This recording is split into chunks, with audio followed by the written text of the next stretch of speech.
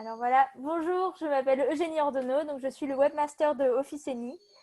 Et dans le cadre de notre projet Esprit, Cœur et Corps, nous avons invité la Fabrique Spinoza à se joindre à nous, donc avec Alexandre et Clémentine, à qui je vais laisser la parole.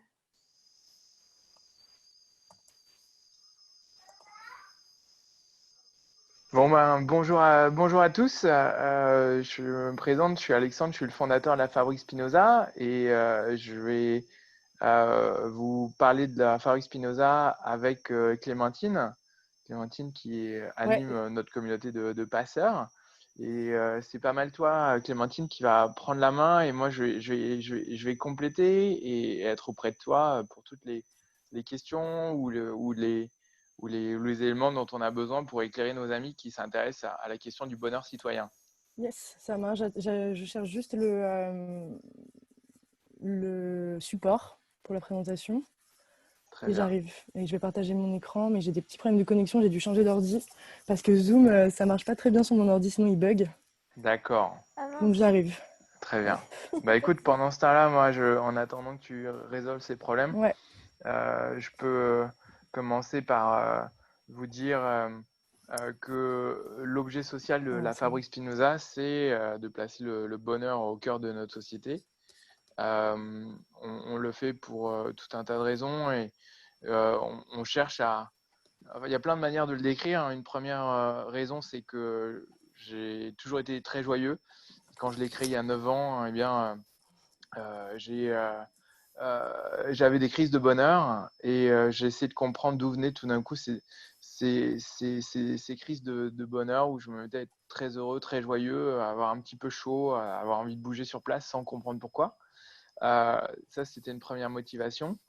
Et une deuxième motivation qui était plus liée au sens et au fonctionnement de notre société, eh bien, c'était de se dire que on avait déjà, il y a 9 ans, avant la crise sanitaire, avant les grèves, avant toutes les tensions sociales qu'on a connues, eh bien, on avait besoin de réenchanter notre société et que, en plaçant le bonheur au cœur de celle-ci, comme un sujet de débat, eh bien, ça pouvait faire avancer les choses, aussi bien sur le plan politique que sur le plan économique, que sur le plan de l'éducation. Donc, on a choisi d'affirmer le bonheur comme un défi et dans lequel on essaie d'embarquer aussi bien l'État que le secteur privé, que les individus. Tu Ouais. veux poursuivre, Clémentine? Bah voilà, du coup, tu as fait une très belle intro à ma présentation. Donc j'imagine que si vous êtes là aujourd'hui, donc c'est pour en apprendre un peu plus sur la fabrique Spinoza. Donc comme l'a dit Alex, la mission de la fabrique, c'est vraiment de replacer le bonheur au cœur de notre société. Bon là, je vais vous faire un petit storytelling du coup qu'on aime beaucoup à la fabrique. Mais alors en fait, l'association elle a été créée en 2011, donc par Alexandre qui vient de prendre la parole. Et en fait, à cette époque-là, donc comme il le disait, Alexandre a toujours été un homme très heureux et assez heureux de nature en fait finalement. Et il organisait chez lui des dîners du bonheur où, avec ses amis, il parlait, il débattait sur pourquoi on est plus heureux, pourquoi c'est plus facile pour certaines personnes d'être heureux et moins que pour d'autres. Et à la suite de ces quelques dîners, il s'est dit que tout ce qui se partageait en fait dans ces moments-là était super précieux et que ça valait le coup de créer une association ou en tout cas voilà, un rassemblement pour diffuser ces idées au plus grand nombre. Donc, il a créé la Fabrique Spinoza en 2011. La Fabrique Spinoza, c'est également un think tank, c'est-à-dire que c'est un groupe de réflexion privé qui produit des études sur des thèmes de société au service des décideurs et des institutions. Et elle est vraiment partie du constat que le bonheur est une aspiration profonde, qu'aujourd'hui elle n'a pas énormément de place dans la société, mais qu'en parallèle de ça, il y a les sciences du bonheur qui se développent et que du coup, si on mixe tout ça, on peut créer une association, un rassemblement de personnes qui pourraient diffuser ces idées et faire en sorte que le bonheur augmente en France en général. Donc à la Fabrique Spinoza, on pense qu'on peut tous être acteurs du bonheur citoyen, que donc chaque personne avec ses différentes incarnations, donc en tant que professionnel, dans le monde du travail, en tant que parent, en tant qu'habitant, en tant que citoyen, en tant que, voilà, selon le genre, en tant qu'homme ou femme, on peut être acteur du bonheur, mais également les organisations. Donc on va par exemple participer, en tout cas en entreprise, on pense aussi que l'éducation, peut y avoir plus de bonheur, etc. etc. Et donc, comme vous pouvez l'imaginer, le bonheur, c'est un thème qui est super vaste et qui touche plein de concepts différents. Et du coup, nous, on travaille en parallèle sur des thèmes comme bonheur et travail, comme bonheur et éducation, bonheur et réenchantement citoyen, bonheur et mixité, bonheur et sport. On a par exemple fait des études qui peuvent aller autant des violences faites aux femmes que sur bonheur et jeux vidéo. Donc voilà, le bonheur, c'est quelque chose de super vaste et il y a vraiment tout à dire là-dessus. Pour donner un exemple sur les jeux vidéo, c'est l'un de nos membres, Dimitri, qui a écrit un rapport qui s'appelle Positiver le jeu vidéo. Et il essaie de faire un contrepoint en disant que oui, le jeu vidéo a des limites, peut donner lieu, dans certains cas sévères, à des addictions. L'OMS a, il y a 2 ans, je crois, donné le terme de désordre qui est réservé à des pathologies embêtantes à la pratique exagérée de jeux vidéo. Et pour autant, les jeux vidéo peuvent avoir un impact positif sur la vie. Il y a des protocoles qui montrent que quelqu'un qui est victime d'un traumatisme, notamment dans le cas d'un attentat, si on fait jouer à cette personne à Tetris dans les 2 heures qui suivent le traumatisme, alors on court-circuite l'ancrage émotionnel du trauma et on permet à la personne d'être beaucoup plus résiliente. Et donc, on a cherché à mettre en évidence ça. Notre objectif, c'est de prendre des sujets de société et de les croiser avec le concept du bonheur pour montrer qu'on les éclaire différemment et qu'on en tire des apprentissages innovants. Voilà. Voilà, bah, exactement. Bien résumé. Et du coup, pour vous expliquer un peu plus comment se structure la Fabrique Spinoza, la Fabrique Spinoza, en fait, elle se structure autour de 3 branches. La première branche, c'est donc... hop, oh mince. Comme on vous l'expliquait justement, c'est donc l'Observatoire Spinoza. Donc cette branche-là, elle va créer des études, comme on en parlait avec bonheur et jeux vidéo, bonheur et éducation, etc., etc. Donc comme je vous le disais, ça peut toucher plein de concepts différents, puisque le bonheur est un concept super large qui englobe plein de thèmes. Et du coup, on a créé à ce jour à peu près plus de 70 rapports qui vraiment ont pour mission de faire bouger les consciences, d'inspirer les gens, de diffuser les idées du bonheur et qui sont bien sûr gratuitement mises à disposition gratuitement sur notre site internet. Donc, à travers ces rapports et ces études, plutôt d'ailleurs, la Fabrique Spinoza elle a une mission un peu de lobby positif, c'est-à-dire qu'on a un rôle de murmureur à l'oreille des institutions. On a un peu une place d'expert du bonheur en France, parce que c'est vrai qu'il n'y a pas d'autres associations aussi importantes qui produisent des études aussi scientifiques et aussi expertes sur des thèmes comme le bonheur. Et donc, on a travaillé plusieurs fois avec les institutions, avec... Là c'est le moment Alex, où Clémentine, t'aimes bien quand je complète sur la exactement. partie institutionnelle. Ouais. En fait, on s'est dit que dans un pays à tendance pessimiste collectivement, le sujet du bonheur pouvait être accueilli de manière un peu moqueuse. Et du coup, on a choisi de se mettre des galons ou de gagner des galons sur les épaules. Donc, on a travaillé avec l'OCDE sur la mesure du progrès sociétal, qui nous a nommé correspondant en France du sujet. On a été animateur, rédacteur d'une commission de l'ONU sur le bonheur national brut. On a présenté des travaux à l'Élysée, au Parlement. On est membre du comité innovation sociétale et managériale du MEDEF. Donc, on fait ce qu'il faut pour que ce sujet infuse dans des lieux de pouvoir et d'autre part que ces lieux de pouvoir nous donnent de la légitimité pour pouvoir parler à tout le monde. Voilà. Et du coup, on a également un comité de sages qui nous préside. Donc, par exemple, cette année, notre président d'honneur, c'est Frédéric Lenoir. Les années d'avant, ça pouvait être Mathieu Ricard. Et donc, c'est des experts, finalement, eux aussi, du bonheur. Et moi, je pense que vous connaissez ces personnes-là parce qu'elles sont très médiatiquement présentes en France. Donc, on ne travaille pas forcément étroitement avec elles, mais il est il est possible pour nous de les contacter. Et en tout cas, c'est des gens qui soutiennent nos actions et notre mission de cœur. Et bien sûr, on est présent dans certaines écoles, voilà, à Dauphine ou à Sciences Po, etc. Donc ça, c'était la première branche de la Fabrique Spinoza, qui était donc l'observatoire, donc la production d'études pour inspirer et diffuser les idées du bonheur en France. Et maintenant, la deuxième branche de la Fabrique Spinoza, c'est la branche Action Spinoza. Donc cette branche, en fait, elle va partir un peu de tout ce qu'on va mettre en lumière dans nos études, de toute la partie experte, et on va partir de tout ça pour créer des outils et transformer concrètement les organisations. Et donc, plus concrètement d'ailleurs, les entreprises. Donc pour ce faire, on va faire des conférences, on va créer des ateliers en entreprise.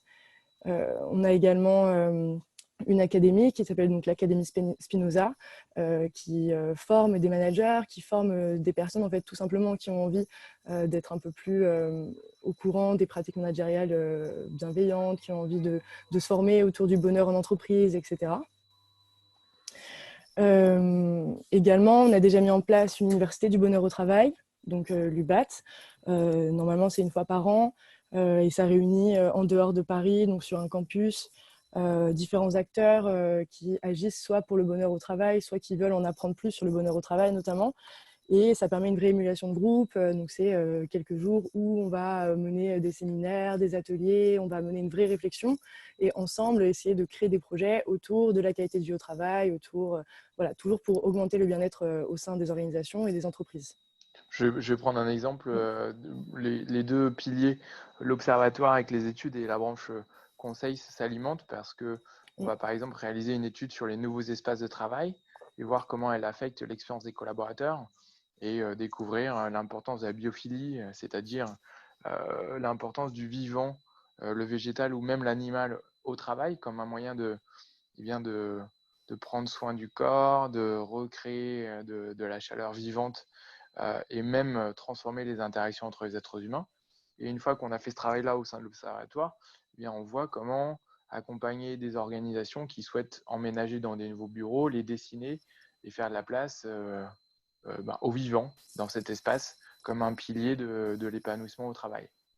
Voilà, donc cette branche, elle s'est même créée sur une demande des entreprises qui disaient c'est bien vos rapports, mais est-ce qu'on pourrait voir comment les mettre en musique plus concrètement chez nous. Voilà. Exactement. Et du coup, voilà, ça c'était la deuxième branche de la fabrique. Et donc la dernière branche est un peu la troisième branche est donc la branche de cœur de la fabrique Spinoza, c'est le mouvement du bonheur citoyen. Puisque la fabrique, elle est partie du constat que le bonheur pouvait être augmenté en France à partir de bénévoles, en tout cas d'une communauté de bénévoles. C'est donc les passeurs du bonheur. Et donc là, notre mission, c'est vraiment donc, de par les études et de par les ateliers qu'on peut mettre en place, d'inspirer nos bénévoles à créer eux aussi des événements, que ce soit dans leur ville, que ce soit dans leur région, et afin d'augmenter le bonheur en général en France. Et de ce fait, aujourd'hui, on a une trentaine de groupes locaux en France, donc dans la plupart des grosses villes, ça c'est sûr. Donc on a par exemple les passeurs du bonheur à Nantes, les passeurs du bonheur à Brest, à Paris évidemment, à Toulouse, etc. Et les passeurs dans ces régions-là créent des groupes, rassemblent des personnes, fidélisent des gens autour d'eux et créent soit des événements ponctuels, que ce soit des apéritifs, que ce soit des projections débats, etc., où ils vont mener une vraie réflexion sur le bonheur, soit ils vont vraiment créer des projets avec un réel sens et un vrai impact positif en France. Et je vais vous en parler en fait un peu plus juste après tout ça. Mais voilà, là c'était vraiment pour faire une présentation un peu générale de la structure de la fabrique Spinoza. Et donc, comme je vous le rappelais, on a 3 branches que sont 1, la production d'études via l'Observatoire, 2, la production d'ateliers, de conférences, etc. via Action Spinoza, et enfin, la communauté des passeurs du bonheur qui agissent en France sur le territoire national. Peut-être de dire sur cette diapositive, Clémentine, que sur notre idée de placer le bonheur au cœur de la société, l'Observatoire, ça va le placer au cœur des consciences, Action Spinoza au cœur des organisations, et le groupe des passeurs, nos bénévoles, au cœur des territoires. Ah oui, c'est ça. C'est comme ça qu'on envisage les choses. Donc là, j'ai fini la première partie de notre présentation sur la Fabrique Spinoza. Et maintenant, on va vous présenter un peu plus les passeurs du bonheur et la communauté de la Fabrique Spinoza, à moins que vous ayez déjà des questions sur cette première partie. Qui sait, parfois je parle un peu vite, je ne suis pas forcément très claire. Bon, moi, je trouvais ça clair, mais si vous avez des questions, n'oubliez pas le chat. Ça s'appelle Oui. Converser en bas à droite. Et il y a Stéphanie qui demande qui peut être bénévole. Ah bah Toi, justement. Stéphanie, tu peux être bénévole.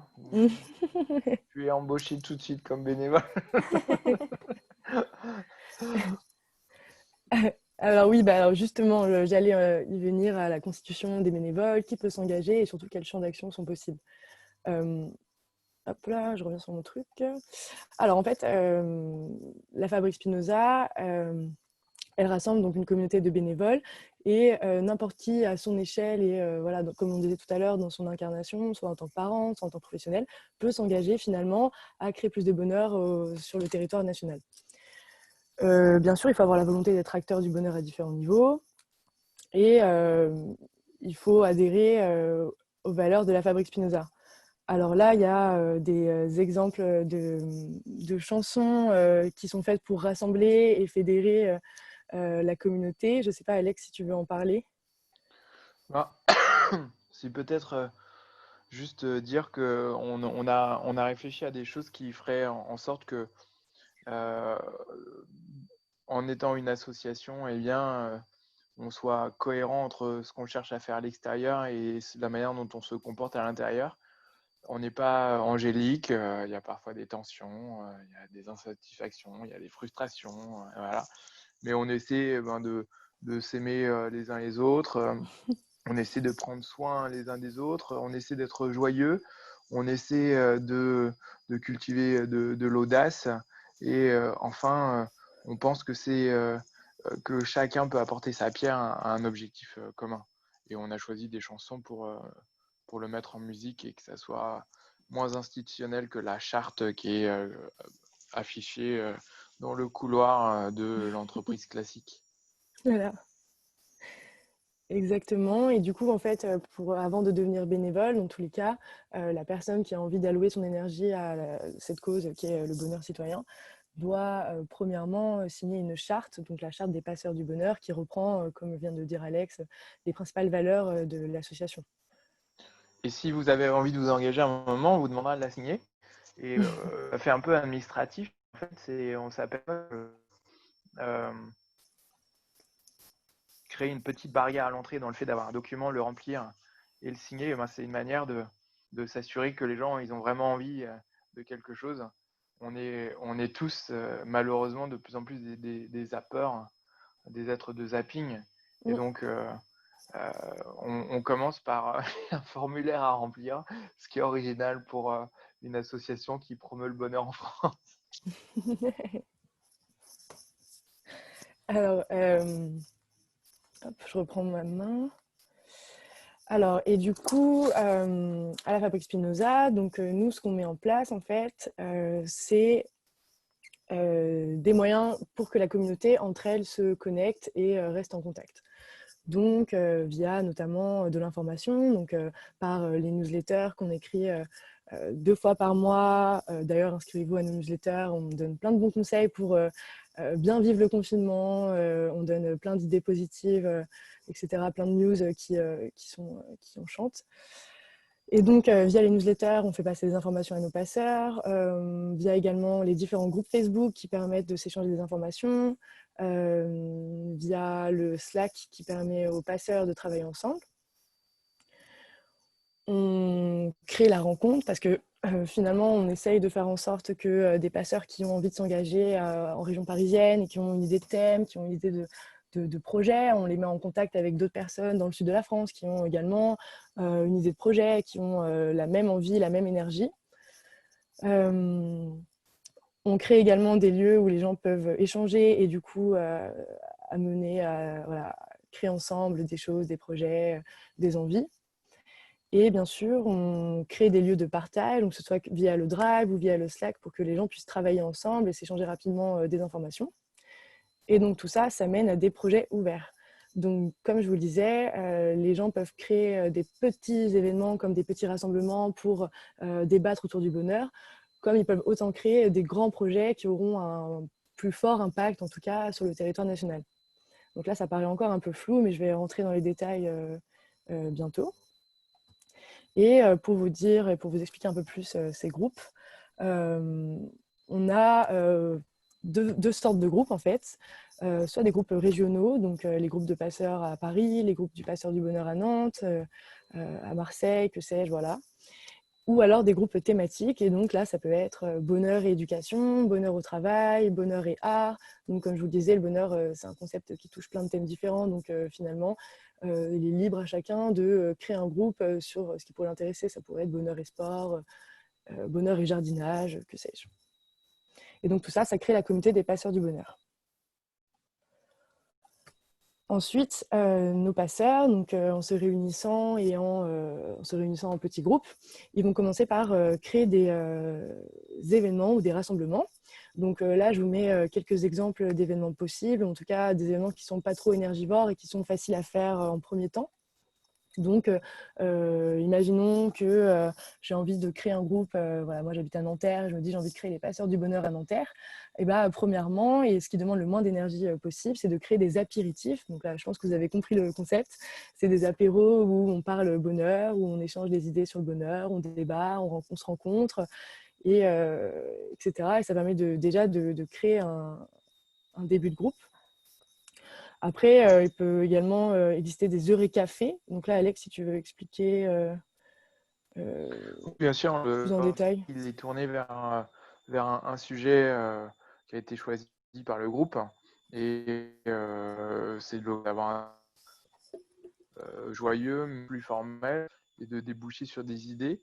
Et c'est l'occasion de dire qu'il y a une certaine ambiguïté dans les actions de notre réseau de bénévoles, qui sont qu'à la fois elles sont tournées vers l'extérieur afin de faire des concepts liés au bonheur, mais qui sont également tournées vers l'intérieur, vers l'interne. C'est-à-dire que en organisant un événement, je prends du plaisir à le faire et quelque part, je m'acculture à des concepts liés au bonheur.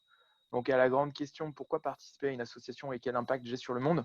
Nous, on répond, on a un peu d'impact sur l'extérieur parce qu'on diffuse des concepts liés au bonheur, mais on a aussi de l'impact sur soi-même parce qu'on on explore un sujet qui est vertueux en lui-même.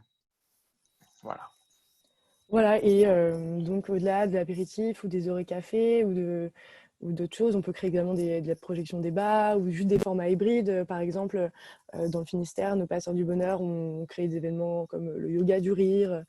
En fait, tout peut être bon et à être créé tant que l'on a l'énergie, l'envie et qu'on a envie, voilà, de se rassembler et de parler bonheur.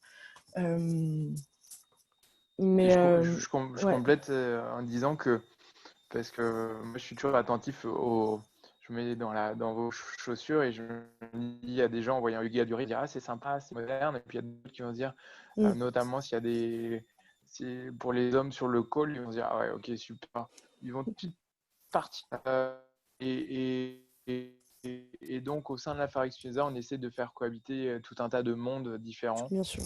Et il y a des gens qui ont organisé des séances de réflexion sur l'amour pour Spinoza, afin de chercher à comprendre ce que c'est que l'amour et comment il pouvait éclairer notre vie. Donc on veut aller vers du léger, vers du corporel, vers de l'intellectuel. On ouvre les bras en grand et ça répond un peu à la question de Stéphanie, qui était qui peut y participer. Parfois, il y a des gens qui disent oh là là, ils ont l'air intello, peut y venir avec ce que l'on souhaite. Oui, Stéphanie, si tu peux demander à ton fils de ne pas venir nous déranger. Merci. Non, c'est une blague. C'est moi, il y a mon bébé de 2 ans qui peut faire irruption d'un instant à l'autre dans la pièce. Donc, voilà. Et oui, alors du coup, Hop. Comme le disait Alex, finalement, tout peut être fait. Et là, je pensais notamment à des passeurs dans la Drôme qui ont créé des déjeuners mélangés, où en fait, sur le temps du midi, entre midi et deux, donc dans une journée de travail, ils vont tous se réunir au restaurant et inviter des acteurs de la QVT en entreprise, des gens qui agissent au sein même de leurs entreprises justement pour augmenter le bien-être des salariés. Et durant ce déjeuner, ils vont débattre des solutions, de ce qui a été mis en place, etc. Donc voilà, là, je vous donne un exemple un peu court, mais comme vous voyez, tout peut être fait tant que ça sert la cause et tant que pour vous, ça paraît logique. Et voilà. Du coup, maintenant, je vais vous présenter, je vais présenter quelques passeuses. Bon, là, c'est des femmes. Il faut savoir qu'on a plus souvent de bénévoles femmes, mais s'il y a des hommes aujourd'hui qui sont intéressés et qui veulent nous rejoindre, vous êtes le bienvenu. Donc, je vais vous présenter donc, deux passeuses. Donc, la première, c'est Anita, qui est passeuse du bonheur à Rouen. Alors, c'est pour vous expliquer un peu le parcours type d'un bénévole au sein de la fabrique et comment, en fait, on met en place finalement des projets un peu plus avec un réel impact et un peu plus puissant, quoi. Donc, Anita, elle découvre la fabrique sur Internet. En mars 2018, elle organise un premier événement qui est donc un ciné-débat. Très vite, dans les quelques mois qui suivent, elle commence à réunir un vrai groupe de passeurs autour d'elle, donc des gens fidèles qui reviennent à ces événements et avec qui elle se sent de travailler et de créer un vrai projet. Et ensuite, donc presque au bout d'un an à peu près, elle se décide avec son groupe, donc après plusieurs événements, de créer un projet qui s'appelle Le Bonheur des Jeunes Normands. Ça s'appelle plutôt d'ailleurs Normandie Terre de Bonheur. Donc c'est un projet de documentaire où ils vont à la rencontre des jeunes en Normandie afin de les interviewer sur qu'est-ce que le bonheur pour eux en Normandie, qu'est-ce que le bonheur pour eux selon leur âge, etc. etc. Et donc, en mai 2019, ils ont lancé officiellement le projet et depuis, ils ont trouvé des partenaires financiers, ils ont tissé des partenariats avec des tiers-lieux, etc., etc.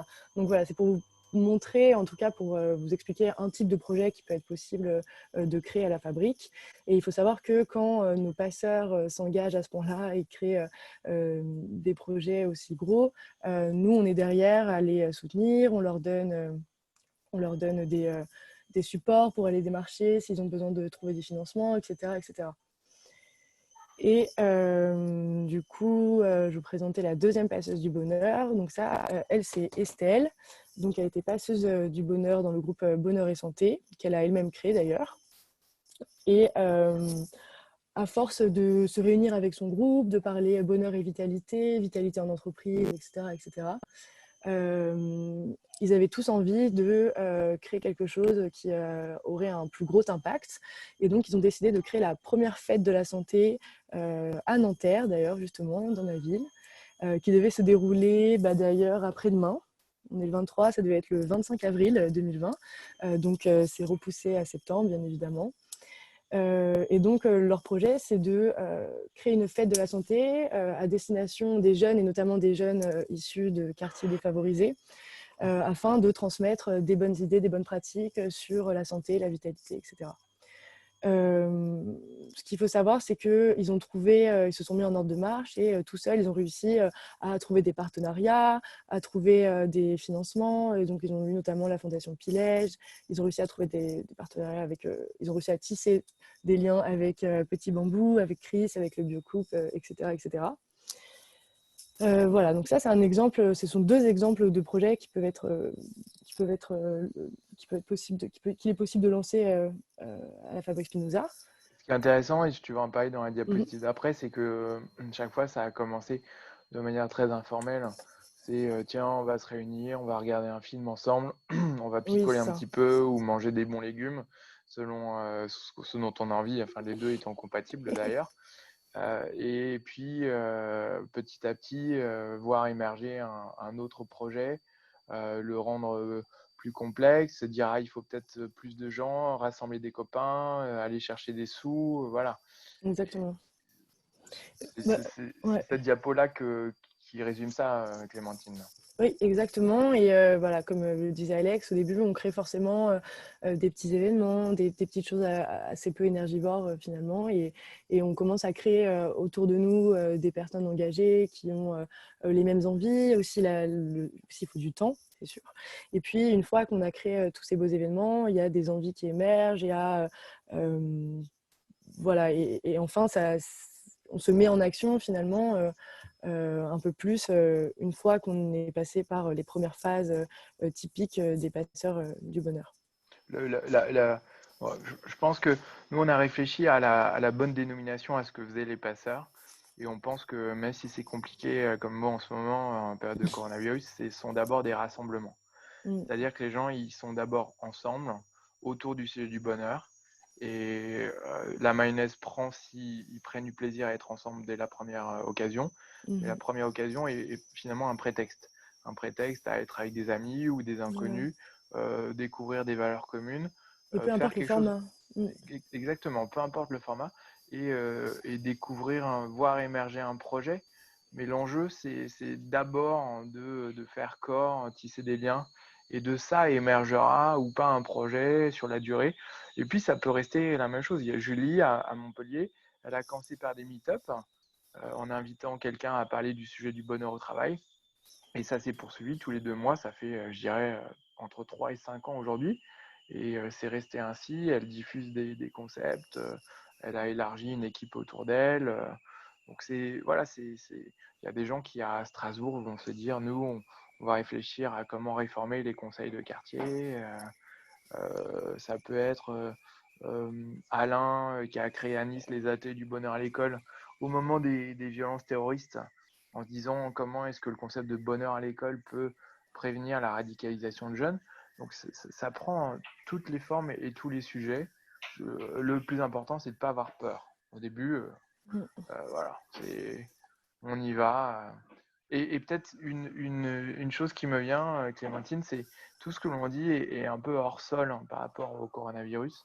C'est clair. Et veut dire que en ce moment, eh bien nous, on voit un regain d'envie et d'engagement chez nos bénévoles et qu'ils sont en train de trouver à leur manière une façon d'agir et qu'aujourd'hui, on ne sait pas très bien comment les accompagner, si ce n'est en partageant les idées des uns avec les autres pour que y ait de l'émulation interville, interconfinement, et que chacun donne envie. Alors je fais un petit storytelling d'une minute. C'est il y a, il y a 1 an, ou 6 mois, j'ai été. Ah non, c'était. En fait, non, c'était il y a 2 mois, mais ça paraît il y a tellement longtemps. Je suis allé à Orléans pour donner une conférence sur le bonheur au travail. J'ai été suivi par des journalistes de Jour du Seigneur, la messe le dimanche sur France Télévisions. Et en fait, c'est vu par 500 000 personnes cette émission. Donc, il y a un monsieur Israël au Cameroun qui a vu cette émission. Il a pris contact avec la Fabrique Spinoza. Il a dit, moi, j'aimerais bien être passeur. Il ne savait pas trop quoi faire. Et puis, une fois il a venu le temps du coronavirus, il s'est dit, j'aimerais faire ma part.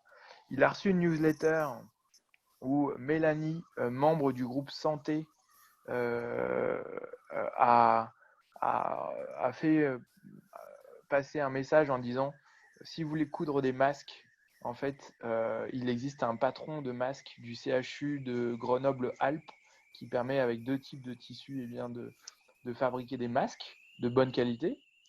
Mélanie, par ailleurs, elle était dans la Drôme et avait rejoint Sylvain 1 mois ou 2 auparavant.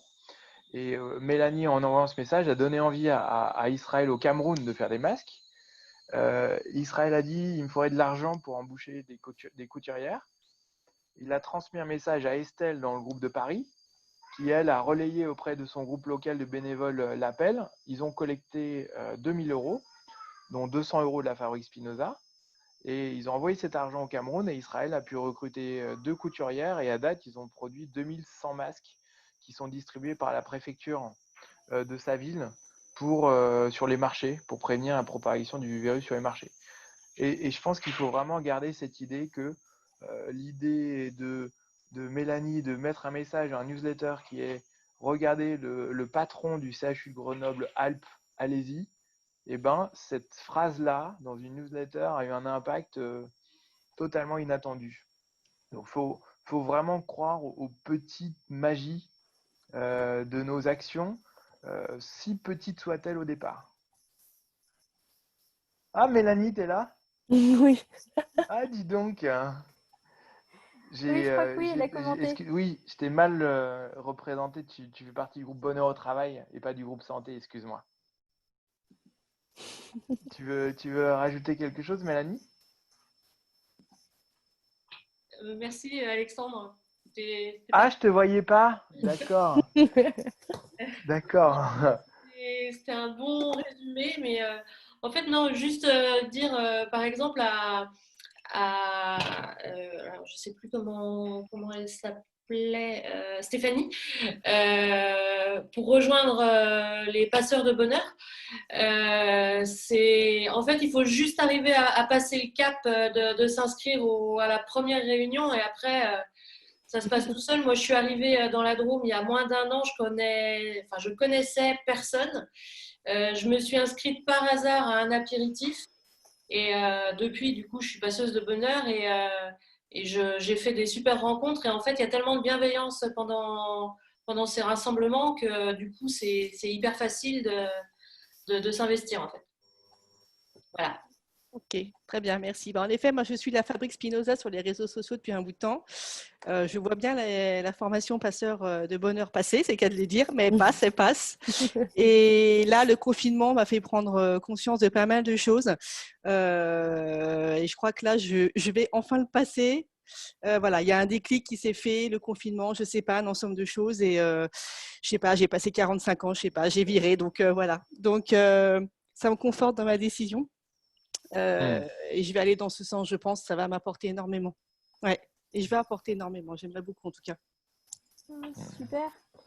Sachez, pour la petite histoire, que le bénévolat à la Fabrique Spinoza ou ailleurs est bon pour les causes que l'on sert, mais c'est bon pour soi aussi.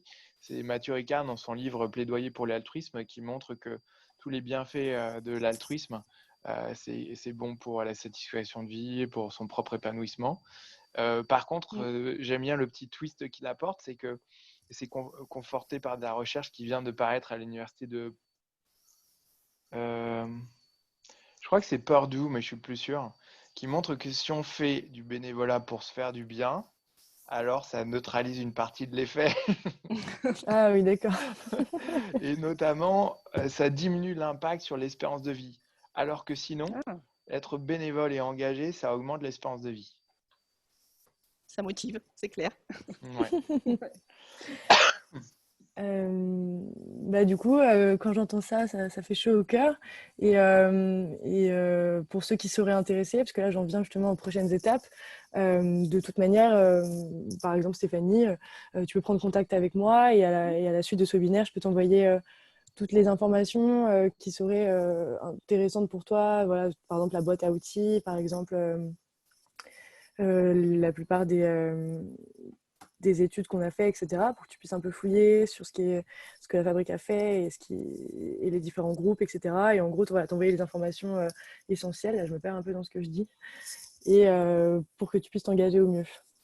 Un point important, Clémentine, je pense, c'est que dans la mesure où aujourd'hui, c'est organisé par nos amis Eugénie et Stéphane, eh bien, les gens qui sont présents ne sont pas forcément inscrits à notre newsletter.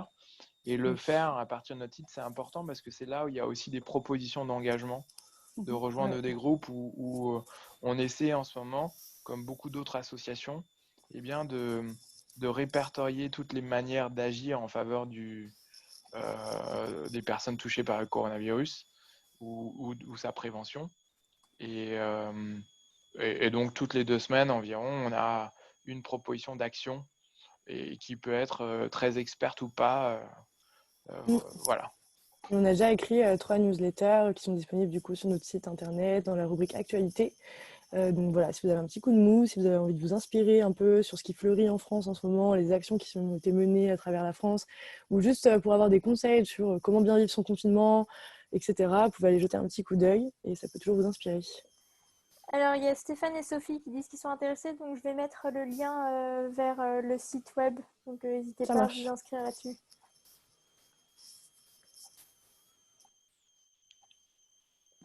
Est-ce que vous avez des questions?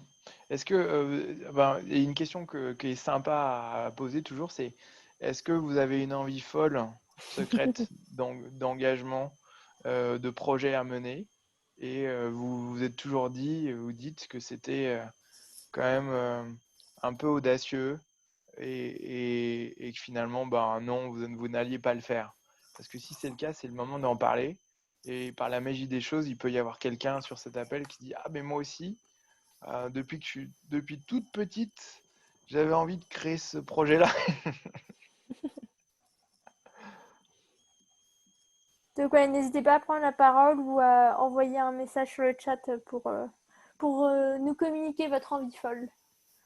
Tu sais ce que tu peux faire, Eugénie? Tu peux faire un test d'enlever le micro en mute de tout le monde, Ah ouais, il y a juste tout pour le monde. voir. Et si c'est la pagaille, on le referme, mais peut-être que ça peut.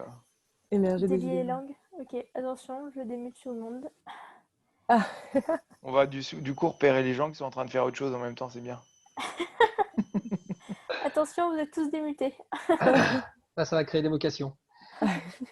Tu peux repréciser, parce que moi je me suis arrêté en vie folle. Quand tu parles d'envie folle de projet, c'est un projet en règle générale ou par rapport à la fabrique? Je fais pas de différence parce que si les gens sont c'est ici possible. sur cet appel, c'est parce que ils ont une appétence pour le sujet du bonheur. Mm. Et peut-être que c'est un projet qui sera lié à la Fabrique Spinoza ou pas. Mais bon, si c'est le projet de créer une école de trading à haute fréquence, bon, peut-être pas, mais s'il y a un quelconque rapport avec le sujet d'une société meilleure, pardonnez pour la caricature que je viens de faire. Moi, je veux bien prendre la parole. Je suis Agnès. Alors, des envies folles, en réalité, moi, je pense que j'en ai plein des petites envies. Et que je trouve sympa, justement, en vous rejoignant, c'est de peut-être pouvoir plus me consacrer dans une envie et d'être plus structurée. Voilà. Après, l'idée, dans ce que vous avez évoqué, moi, je sais que j'interviens déjà en tant que bénévole, mais finalement par petites touches. Entre autres dans une association dans ma ville avec une association pour des jeunes sur justement un peu l'idée de ce que vous avez évoqué, les ateliers du bonheur à l'école, mais bon voilà, c'est des ateliers du mieux vivre ensemble. Et je pense que alors donc l'idée c'est est-ce que dans ce cas-là je rejoins plutôt un groupe thématique ou est-ce qu'on veut faire groupe thématique, groupe régional, enfin local je veux dire. Nous, notre constat, c'est que c'est bien de trouver de l'énergie auprès d'autres qui sont sur le même sujet ailleurs en France. Donc, on a des groupes Facebook thématiques, on a des WhatsApp, etc. On n'est pas forcément encore exemplaire sur les moyens de communication intergroupe, il y a ça. Mais moi, j'observe que vraiment, le moment où quelque chose démarre, c'est lorsque on rassemble des gens autour de soi ou qu'on rejoint un endroit où il y a des gens autour de soi en leur disant j'ai cette idée, est-ce qu'on se retrouverait pas autour de cette idée? Tu habites où, tu as dit? Moi j'habite à Saint-Cloud, donc je suis D'accord. Ah oui. je suis pas loin de faire. Et puis, de par mon métier, moi j'avais un bout de temps que je suis à la fabrique Spinoza et que j'ai même utilisé vos études puisque bah oui, moi je fais de la formation en entreprise et là le confinement m'amène aussi à beaucoup, je suis indépendante, à beaucoup réfléchir sur comment je vais m'investir encore plus dans mon dans mon positionnement. Tout ce que vous dites, ça me parle totalement. J'ai beaucoup aimé l'introduction d'Alexandre parce que moi, des crises de joie, j'en ai aussi. Et j'ai l'impression que c'est le cœur qui va exploser, quoi. Donc moi, je sais, j'ai de la gratitude. Je suis tombée dedans quand j'étais petite. C'est comme ça, quoi. Eh ben, tant mieux pour toi. Ouais, exactement. Moi, je prends souvent l'image des fées qui sont penchées sur le berceau, quoi, en fait. Trop cool. Après, c'est en effet comment moi, je suis dans toute cette. Donc, je fais en effet le management quand je fais des formations de management. Moi, je fais beaucoup de sous-traitance, mais j'y mets forcément ma patte dans l'animation. Sur la bienveillance, et de plus en plus. Et je me forme en ce moment pour être sophrologue. Voilà. D'accord. D'accord. Voilà. Eh ben, félicitations. Et ton projet autour de l'école, ça serait faire rassembler des jeunes autour de quel sujet? J'avais déjà commencé, ça m'a interpellée. Bon, après, c'est toujours la difficulté par moment, de concilier un agenda professionnel qui n'est pas régulier, donc qui peut être hyper chargé à certains moments donnés. J'ai commencé avec une association, et je suis avec plusieurs, on avait commencé à travailler, mais moi je ne pouvais pas animer, sur la même chose, des ateliers, entre autres, de lutte contre la radicalisation. C'est un peu la même idée. Moi j'avais apporté plus ma patte et des idées pédagogiques avec les enfants. D'accord. Après, voilà, il y a deux thèmes qui m'intéressent. Ma conviction, c'est que plus on passe le bonheur dès le plus jeune âge, Oui. plus on construit véritablement les conditions voilà, à construire un monde meilleur, quoi. Voilà. Et maintenant, il y a le sujet de l'entreprise également. Moi, que je présente plus comme l'épanouissement plus que le bonheur. Parce que le bonheur, moi, c'est peut-être ma croyance limitante qui peut faire un peu peur parfois, enfin, en termes de vocabulaire, mais qui est comment je passe par l'épanouissement, c'est-à-dire je m'épanouis. On garde donc le mot performance qui fait du plaisir aux entreprises, mais en réalité, on atteint le même chemin, quoi. C'est du gagnant-gagnant. Voilà. D'accord. Ok. Voilà, les thématiques. Après, il y en a plein d'autres qui peuvent être. Ok, bah merci Agnès pour l'inspiration. Est-ce qu'il y a d'autres envies petites, grandes? J'en partage une. Je viens de recevoir un SMS et j'ai eu la faiblesse de le regarder. C'est une de nos bénévoles qui essaie de lancer une initiative qu'elle appelle Fenêtre Heureuse, qui est de décorer sa fenêtre de ce que l'on veut, une œuvre d'art, quelque chose qui amène de la joie. Par-delà le moment de 20h, c'est en lien avec les voisins solidaires, la fête des voisins, etc. Donc vraiment, ça peut être léger ou ambitieux, faire des propositions politiques, se mettre une fleur à sa boutonnière et se dire que les gens qui ont cette fleur, ils refusent la fatalité de je ne sais pas quoi. Enfin, il faut vraiment se libérer d'imagination.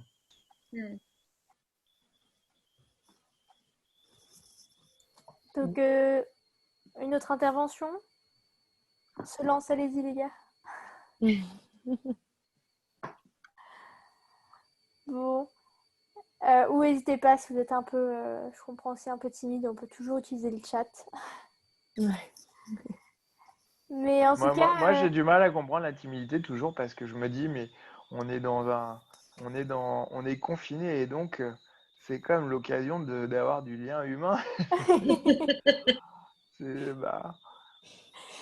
C'est sûr, ça aide. Mais bon, et le lien humain, le chat, tu sais, tant qu'on a une connexion et une réponse. Oui, bien sûr. En fait, je crois que c'est juste de la curiosité. Au fond, si je suis honnête, c'est de la curiosité. J'ai envie de savoir qui sont les personnes qu'on ne voit pas. Se cache. Denis, qui es-tu? Denis, on te voit. Denis sort du bois. Denis sorti du bois, c'est ça.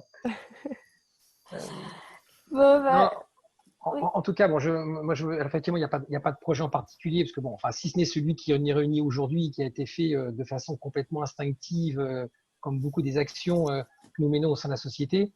Et bon, moi, je suis inscrit effectivement dans plusieurs actions, dans plusieurs associations, parce que j'ai toujours apprécié qu'on puisse mettre en adéquation le dire et le faire. Je pense que c'est un élément important. Et concernant la fabrique, effectivement, je suis très régulièrement effectivement les news. Et pour en avoir parlé rapidement avec Géraldine, j'aime beaucoup cet aspect effectivement de ces groupes différents dans lesquels on peut s'inscrire. Cette diversité effectivement de groupes me semble très intéressante. Donc ça, effectivement, je suis convaincu effectivement de m'inscrire en tant que passeur. Est-ce que vous traitez au sein de la fabrique effectivement également de l'individu? Parce que le bonheur, c'est une. Alors effectivement, j'ai bien compris les actions qui sont entreprises. Néanmoins, la diffusion du bonheur passe déjà par la capacité. Alors, je ne parle pas de celui qui s'inscrit, hein, parce que celui qui s'inscrit, il est convaincu, donc il vient, il porte légèrement lui. Par contre, le bonheur, c'est une notion qui ne s'impose pas, qui passe d'abord par un travail sur soi, de pouvoir effectivement de se libérer tout un tas de choses, comme Spinoza a pu l'écrire. Est-ce que vous avez une action également sur l'individu, pour aider l'individu à se libérer effectivement de tout ce qui entrave le bonheur, ou est-ce que, et c'est déjà très bien, comment la vocation est une diffusion de masse, sans que ce soit péjoratif, hein, des notions, mais sans pour autant traiter l'individu? Je dirais plutôt non. C'est-à-dire qu'on a le sentiment qu'il y a beaucoup d'acteurs autour de ça, des thérapeutes, des accompagnateurs, des coachs qui vont vers l'individu afin qu'il grandisse, se développe, guérisse parfois. Et nous, on est plutôt tourné vers le collectif. Et si on s'adresse à un individu, c'est l'individu qui a envie d'agir. C'est-à-dire que l'individu, on peut éventuellement examiner comment il se sent, mais de telle sorte à ce que, allant mieux ou allant bien, il puisse s'engager. C'est pour ça qu'on ne parle pas de bonheur, mais de bonheur citoyen. On est le mouvement du bonheur citoyen. Après, la frontière, elle n'est pas si facile que ça à délimiter. On a organisé un cycle il y a 1 an et demi qui s'intitulait Les Bienheureux, où on accueillait des groupes de 12 personnes, un groupe de 12 personnes, tous les lundis soirs pendant 3 heures, de 19h à 22h, sur la question sur des thèmes liés au bonheur, bonheur et argent, bonheur et réussite, bonheur et âge, bonheur et amour, bonheur et sexe, bonheur et logement. Et chaque fois, on explorait ces thèmes-là, tout ce que la science du bonheur a apporté sur ces thèmes très concrets de l'existence. Et notre objectif, c'était que les individus soient plus éclairés pour pouvoir agir, mais pour ça, en fait, on donnait des clés sur le bonheur qui étaient utiles à chacun des membres. Donc, voilà, globalement, plutôt non, mais en fait, il y a des moments où nos contenus sont utiles à la personne en elle-même plutôt qu'à… En fait, je te rejoins effectivement vous n'êtes pas la fabrique n'est pas c'est pas une thérapie. Ça j'entends bien. Par contre, est-ce que dans les actions, peut-être dans des groupes, alors est-ce que je peux formuler ma question différemment, il y a justement peut-être des réflexions peut-être plus philosophiques, effectivement, alors parce que là tu as brassé tout un tas de déclinaisons et d'actions très concrètes et formidables si tu veux sur ces thématiques-là. Mais est-ce que justement le volet philosophique qui ne bascule pas dans la thérapie individuelle pour savoir pourquoi tu es malheureux dans ta vie depuis que tu es petit, mais est-ce que ces thématiques-là également sont traitées? Est-ce que c'est à aborder un petit peu, voilà, tous ces principes spinoziens, est-ce qu'ils sont également traités à un moment dans des groupes? Peut-être il y a peut-être un groupe thématique pour ça. Il y a régulièrement des gens qui ont un appétit philosophique qui nous rejoignent et qui décident tour à tour d'organiser des conférences. On a eu un cycle qui était Spinoza et des sujets de société, Spinoza et l'amour, Spinoza et l'éducation, qui se réunissaient tous les samedis matins à Paris. Pas tous les samedis matins, parfois le samedi matin à Paris. On a de nos amis de l'Institut Spinoza à Nice qui, eux, organisent eux aussi des conférences réflexions autour de Spinoza. Moi, j'adorerais qu'on ait un peu plus de réflexion philosophique parce que je pense que c'est une des manières de s'éclairer au monde et d'avoir un impact. Moi, il y a un projet que j'adorerais mener. Ça s'appelle What Would Spinoza Say? Et c'est en anglais parce que c'est inspiré d'un mouvement américain qui est What Would Jesus Say?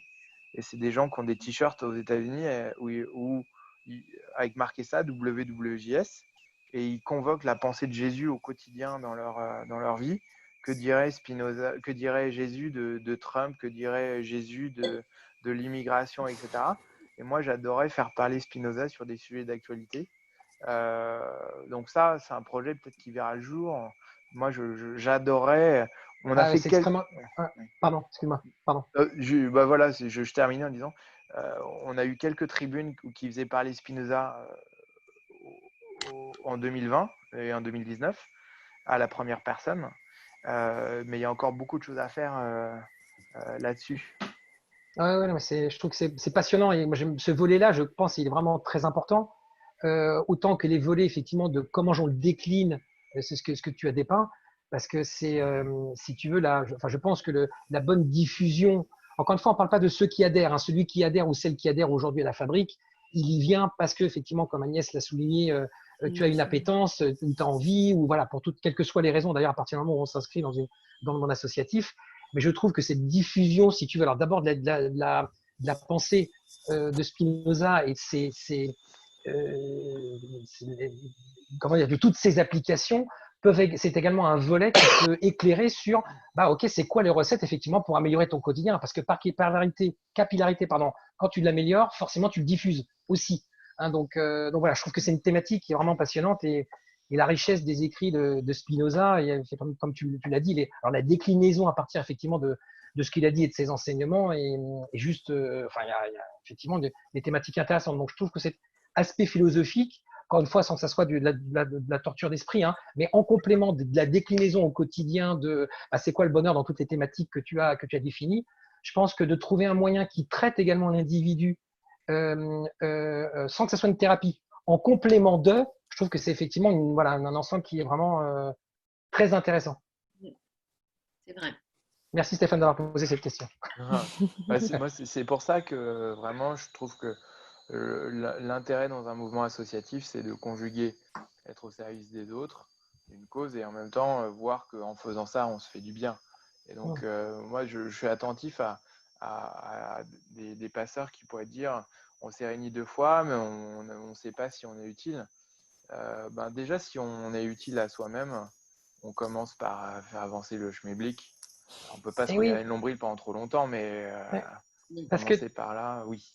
Tu as tout à fait raison, parce que pour finir, excusez-moi, je ne vais pas monopoliser la parole, mais c'est que effectivement cette notion de bonheur, si tu veux, elle est intimement liée à l'individu, parce que je pense qu'aujourd'hui, l'un des drames de notre société, en règle générale, hein, c'est un peu massif ce que je dis, c'est que nous sommes une somme d'individualité et pas un collectif, et que cette notion, si tu veux, de bonheur, avec tout ce que ça a comme sous-thématique, ça aide aussi à tous vivre ensemble. C'est le vivre ensemble également, cette notion de bonheur. Alors, c'est pas que ça, hein, c'est parce qu'il y a le bonheur individuel, le bonheur a plein de formes.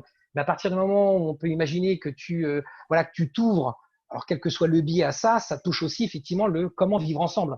Et on rejoint ce bonheur citoyen. Parce que pour s'inscrire dans un bonheur citoyen, ça passe par pas être simplement un individu, mais aussi être un collectif. C'est une notion d'exemplarité, on inspire les autres, enfin il y a une inspiration et en effet… Tu vois Stéphane, si tu n'étais pas notre hôte, mais que tu étais quelqu'un qui se demande quelle place prendre au sein des passeurs du bonheur, ça pourrait donner lieu, ce que tu dis, à des séances philo dont l'objectif est quels enseignements philosophiques nous ouvrent à l'autre, ou développent la fraternité, ou favorisent l'engagement. Et ça c'est intéressant, parce que on va pas trop s'apesantir sur la philo, parce que c'est qu'une des facettes de notre action, mais en même temps, moi ce qui m'intéresse, c'est de rendre opérationnel des pensées complexes, des pensées scientifiques, des pensées philosophiques, et se demander en quoi elles peuvent éclairer l'entreprise, l'école, l'engagement, la fraternité, et ça peut avoir un impact. Et je te rejoins et j'en termine parce que je ne veux pas mobiliser la parole, mais quand je parle de cette pensée, si tu veux, c'est une pensée qui a une action concrète. Parce que je suis d'accord avec toi, le sens de l'association, et même d'une manière générale, pour ce qui est de ma croyance, j'en reviens à ce que je disais en intro, je pense que l'utilité, c'est quand tu mêles le geste et la parole, le dire et le faire, d'accord? C'est-à-dire que tu dis quelque chose, tu le fais, ça a une action concrète. Hein, c'est un petit peu pour moi la quintessence de l'artisanat, c'est le compagnonnage, si tu veux, où il y a l'esprit qui crée avec la main. Donc, si tu veux, c'est pas juste dans ce que j'imagine, enfin dans le sens de ma question, hein, une pensée philosophique qui ne reste que philosophique, mais c'est OK. Une fois qu'on décline, si tu veux, certaines choses, quelles actions concrètes peuvent-elles avoir dans le quotidien? Et là, ça rejoint, si tu veux, les thématiques très concrètes et ces déclinaisons du bonheur que vous avez. Voilà, il faut me muter, Génie. Faut que tu me mutes. Enlève-moi la parole, s'il te plaît. Je commence à me démuter pour voilà. C'était super. Merci beaucoup, Alexandre et Clémentine. C'était super. Est-ce que vous voulez, pour conclure, chers amis qui êtes là, mettre un petit mot sur la conversation pour dire un mot de comment ça s'est passé pour vous ou ce que vous en avez retiré? Ouais, je comprends. Ça peut être un mot ou une phrase ou ce que vous voulez, mais c'est une manière de se quitter les uns les autres en ayant une parole collective. Après, si vous êtes sur votre téléphone, c'est plus dur de décrire, mais Ah, ouais. Éclairant de Sophie. merci Sophie. Bon, moi, je suis en train d'écrire qu'en fait, c'était pas terrible, mais je vais quand même m'engager. Ah, Voilà. Mais bon, c'est parce que on est barbus tous les deux et que je sens qu'il y a une accointance. Donc, mhm. Moi, voilà. j'aime bien l'idée de la philosophie. Hein. Super Agnès. Ouais, voilà, ouais. Je vais venir aussi. Ça Donc, donne envie de m'engager, super. on va sur le site de la Fabrique Spinoza et là, on trouve tout pour s'inscrire. Hein. Ok. Oui, en fait, c'est ça. Vous allez sur le site et là, vous allez tomber sur la plupart des contacts, etc. Et si vous avez la moindre question ou si vous avez envie d'approfondir un peu plus, Oui, vous pouvez envoyer un message à contact et on vous répondra. ok, super. Bon, super. Merci beaucoup à Alexandre, à Clémentine et à tous ceux qui se sont joints à nous. Merci beaucoup voilà, de nous avoir rejoints. Et je vais laisser Eugénie conclure ou voilà, comme d'habitude. Et hop. Pardon.